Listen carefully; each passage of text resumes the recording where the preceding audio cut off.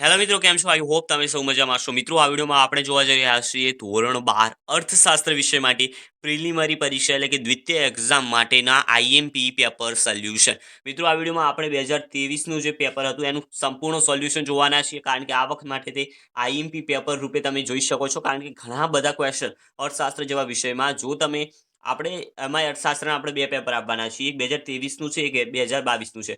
બંનેના દ્વિતીય એક્ઝામના પેપર તમને મળવાના છે. બંનેના સોલ્યુશન ચેનલ ઉપર છે. આ વિડીયોમાં 2023નું સોલ્યુશન, બીજો એક વિડીયો છે એમાં 2022નું સોલ્યુશન છે.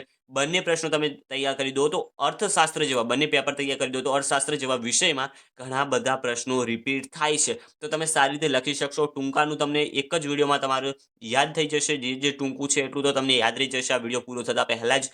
તો તમે આ પેપર સંપૂર્ણ જોવાનો આગ્રહ રાખજો. આની સાથે આપણે આઈએમપી પ્રશ્નોનો વિડીયો ચેનલ પર ઓલરેડી પડ્યો છે, તો જો ન જોયો હોય તો એકવાર જરૂરથી જોઈ લેજો, કારણ કે ઘણા બધા પ્રશ્નો આવવાની શક્યતા એ વિડીયોમાંથી રહેશે. ચાલો આપણે જોઈ લઈએ. એ પહેલા ચેનલ પર ન હોય તો ચેનલ સબસ્ક્રાઇબ કરી દો, વિડીયો લાઇક કરી દેજો અને ટેલિગ્રામ ગ્રુપ જોઈન કરી દેજો. ડિસ્ક્રિપ્શનમાં તમને લિંક મળી જશે. વિભાગ એ આપેલો છે, આર્થિક વૃદ્ધિની પ્રક્રિયામાં શું બદલાય છે? તો રાષ્ટ્રીય આવક. કઈ સાલમાં સૌપ્રથમવાર માનવ વિકાસાંક રજૂ કરવામાં આવ્યો? 1990. ફુગાવાની સ્થિતિમાં ખાલી જગ્યા હોય છે તો વસ્તુનો પુરવઠો ઓછો હોય છે. 1962 પછી કુલ થાપણોના કેટલા ટકા સીઆરઆર રાખવાનું આરબીઆઈએ નક્કી કર્યું છે? 3% થી 15% જેટલું. ગરીબી એ કેવી ઘટના છે? તો સાપેક્ષ ઘટના. અર્થશાસ્ત્રમાં બેરોજગારી કયા સ્વરૂપે ગણતરીમાં લેવાય છે? અનૈચ્છિક. બેરોજગારીની સમસ્યાના અભ્યાસ અર્થે રચાયેલ સમિતિનું નામ ભગવતી સમિતિ.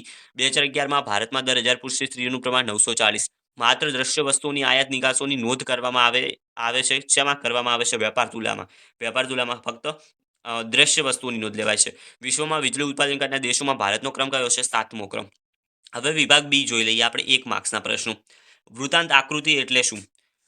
તો આંકડાકીય માહિતીને વર્તુળના અંશોમાં વિભાજિત કરી જે આકૃતિ તૈયાર કરવામાં આવે છે એને વૃત્તાંશ આકૃતિ કહેવાય છે. આર્થિક વિકાસનો અર્થ આપો તો આવકનો વધારવાની સાથે સુખાકારીમાં જે વધારો થાય તેને આર્થિક વિકાસ કહેવામાં આવે છે. થાપણોના પ્રકાર તો ચાલુ ખાતાની થાપણ, બચત ખાતાની, રિકરિંગ ખાતાની અને લાંબા ગાળાની થાપણો. કોલ મની એટલે શું? એક બેંક બીજી બેંકને આરબીઆઈ દ્વારા ટૂંકા ગાળા માટે ધિરાણ આપે તેને કોલ મની કહેવાય.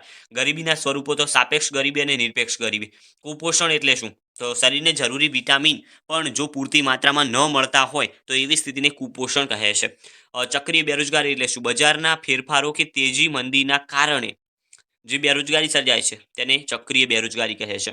કુટુંબ નિયોજન એટલે શું? તો સમજદાર માતૃત્વ અને પિતૃત્વ દ્વારા કુટુંબને નિયંત્રિત કરવું અને બે બાળકો વચ્ચે યોગ્ય સમય રાખવો. જાહેર નિગમનનો અર્થ આપો તો દેખીતી રીતે જેનું જેની ઉપર નિયંત્રણ રાજ્ય કે સરકાર સરકારનું હોય, પરંતુ એનું જે વહીવટ છે તે નિગમો દ્વારા થતો હોય તો તેને જાહેર નિગમો કહે છે. ઓએનજીસીનું પૂરું નામ oil and natural gas corporation. વિભાગ સી આપેલો છે 2 માર્ક્સના પ્રશ્નો.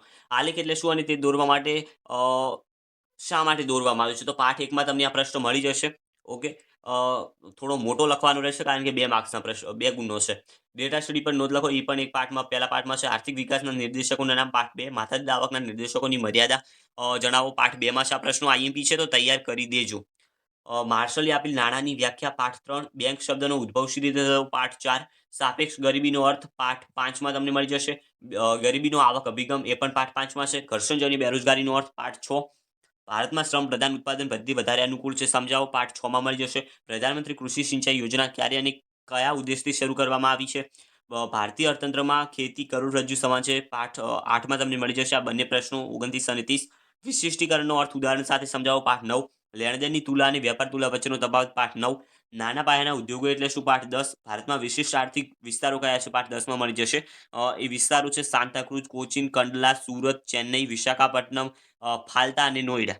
આટલામાં વિશિષ્ટ આર્થિક વિસ્તારો છે. વિભાગ ડી આપેલો છે. અર્થશાસ્ત્રના અભ્યાસમાં કમ્પ્યુટર ટેકનોલોજીના ઉપયોગ અંગે સમજૂતી આપો. પાઠ 1માં મળી જશે. આર્થિક વિકાસના નિર્દેશક તરીકે માથાદીઠ આવક પાઠ 2. વ્યાપારી બેંકનો અર્થ આપી તેના કાર્યો અને મધ્યસ્થ બેંકના નાણાકીય કાર્યો બંને પાઠ 4માં મળી જશે. કચ્છ અને બેરોજગારીનો ખ્યાલ ઉદાહરણ સહિત સમજાવો. પાઠ 6 નીચા મૃત્યુદરના કારણો. પાઠ 7 ખેત ઉત્પાદકતા વધારવાના ઉપાયોમાં ટેકનોલોજીકલ સુધારાઓ સમજાવો. પાઠ 8માં મળી જશે વિદેશ વેપારના કારણો અથવા સમજાવો અથવા તો વેપાર તુલા અને લેણદેણની તુલા વચ્ચેનો તફાવત. એ પાઠ 9માં બંને પ્રશ્નો તમને મળી જશે. ઉદ્યોગોનું મહત્વ સ્પષ્ટ કરતા 3 મુદ્દા અને મૂડી રોકાણને આધારે ઔદ્યોગિક માળખું સમજાવો. પાઠ 10માં બંને મળી જશે. ભારતમાં રેલવેનો વિકાસ પાઠ 11માં મળી જશે.